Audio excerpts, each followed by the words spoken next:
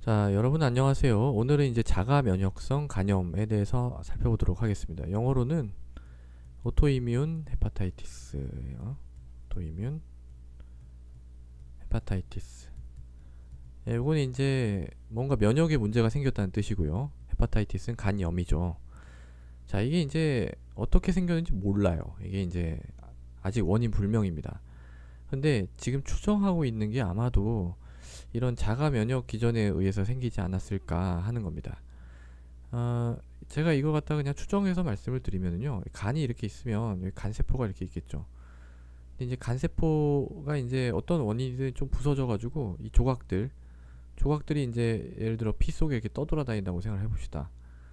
그러면은 우리 몸에는 항상 이런 조각 같은 거를 인지하고 관리하는 애가 있어요. 이제 면역세포 중에 T세포 뭐 이런 건데요. 얘가 이제 얘를 딱 발견을 하고 이렇게 보는 거죠. 얘가 뭐지? 이게 뭐지? 이렇게 보는 거예요. 근데 왜냐면 이제 병균 같은 게 들어왔을 때도 뭐 이런 걸 만들어낼 수가 있으니까 뭐 그래서 얘가 만약에 병균이면은 병균 잡아버려 이렇게 하는 세포죠. 근데 이거 보통은 이제 이거 우리 몸 세포니까 딱 보고 아 이거 우리 몸 간 세포였네 뭐 이거 그냥 지나가고 이래야 되는데 얘가 이제 조금 뭔가 기능이 잘못돼가지고 얘를 보고 어 병균이네 이렇게 되는 거예요. 잡아 죽여버리자 이렇게 되는 거예요. 그러면은 얘를 이제 먹어가지고 얘랑 비슷하게 생긴 놈을 찾아내면 다 죽이는 거예요. 그래서 가다 보면 얘가 또 비슷하게 생겼죠. 아 이거 병균인가 보다 이렇게 죽이고 이러면서 간세포가 죽어 나가니까 간염이 생기는 거죠. 염증이 생기고 그러면서 이제 간세포 안에 있던 효소가 이제 밖으로 나오겠죠. 그러니까 이제 간 수치도 오르게 되는 겁니다.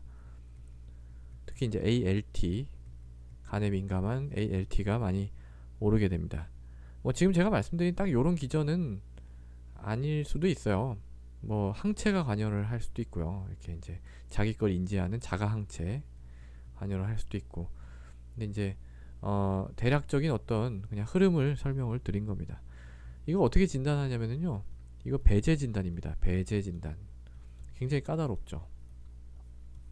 그러니까 뭐 어떤 게 저떤 게 있으면 이게 진단이 된다 이런 게 아니라요. 뭐가 아니고 뭐 어떤 게 있으면 진단된다 이런 거예요. 그러니까 우리나라에서 이제 굉장히 흔한 게 이제 B형하고 C형이 흔하죠. 그러니까 일단 C형, B형 이런 건 아니어야 돼요. 아니고 또 간염 일으킬 수 있는 게 뭐가 있을까요? 알코올 있죠. 술도 안 마셔야 돼요. 약 이런 거 아니어야 돼요. 한약 뭐 이런 거 다 포함하는 거예요. 이제 유전적 간질환 별로 없는데 뭐 윌슨병이랄지 뭐 이런 것도 다 배제가 된 이후에 이제 자가항체가 있거나 자가항체가 있고 또 조직 검사 같은 걸 해가지고 이제 특징적인 소견이 나오면 이제 진단할 수 있는 겁니다. 이거를 이제 왜 이렇게 힘들게까지 그러니까 굉장히 복잡하죠. 이 진단 기준이라고 보면은 얘가 아니어야 되고 막 이런 얘기가 엄청나게 나옵니다. 자가항체도 굉장히 여러 종류예요. 뭐 항핵 항체, 안티뉴클리어 안티바디도 있고 뭐 우리 몸에 있는 스무스 머슬, 그러니까 어 근육 중에 이제 평활근이라고 하고 하는 뭐 근육의 일종인데 그런 거에 대한 뭐 또 항체, 그다음에 뭐 LKM 이런 것도 있어요. 요런 자가 항체 이제 여러 종류가 있고요. 조직 검사에서는 이제 자가 면역성 간염이라 그러면 이제 계면 간염이 나옵니다. 계면 간염이라는 건 간이랑 연체 조직이랑 그 경계부 거기에 염증이 이렇게 있는 거예요. 특징적인 소견인데 그렇다고 아주 특징적인 건 아니에요. 얘만 딱 본다고 해서 자가 면역성 간염이라는 걸 진단할 수 있는 건 아닙니다. 이게 좀 애매하죠. 뭐가 아직 이거에 대해서 확실하게 모르기 때문에 이런 식으로밖에 얘기를 못하는 걸 수도 있어요. 근데 이렇게 힘들게 이제 이걸 진단을 하고 그래야 되는 이유는요. 이거는 조금 좀 그냥 방치하기는 어려운 거예요. 이게 만약 이게 의심이 되는데 방치를 하긴 좀 그래요. 경과가 안 좋을 수도 있거든요. 경과가 안 좋은 경우에는 이게 간 부전까지 가요. 사망 위험도 있는 거예요. 아주 흔하진 않지만 그렇기 때문에 그리고 이건 또 치료약도 있거든요. 우리가 이거인지만 확인이 되면 치료할 수가 있어요. 치료할 수 있다. 그러니까 이제 이 얘기는요. 조금 좁은 의미의 치료예요. 제가 말씀드리는 것 중에. 그러니까 뭐 우리가 뭐 보통 운동해라, 뭐 식이 조절해라, 뭐 이런 거 있죠. 이런 거를 빼고 이제 약으로 치료하는 걸 말씀을 드리는 거예요. 그러니까 뭐 운동 식이 만약에 이제 자가 면역성 간염이 치료 방법이 운동하고 식사 조절하는 것밖에 없다고 칩시다. 그러면 뭐 이거 뭐 이렇게까지 진단을 해야 될까요? 뭐 물론 뭐 이제 경과를 알기 위해서 할 수도 있겠지만 뭐 그래봤자 운동하고 식이하는 거는 누구나 다 얘기할 수 있는 거 아니에요. 그게 아니라 얘는 치료할 수 있어요. 치료하면 좋아집니다. 뭘로 치료하냐면 스테로이드예요. 스테로이드 중에서도 이제 프레드를 쓰는데요. 프레드니졸론을 쓰는데 30, 20 이렇게 줄여 나가면서 쓰고 10으로 쭉 유지하는데요. 어쨌든 이 스테로이드를 쓰면은 좋아지거든요. 이게 좋아진다는 걸 여기서 이제 관해라는 표현을 써요.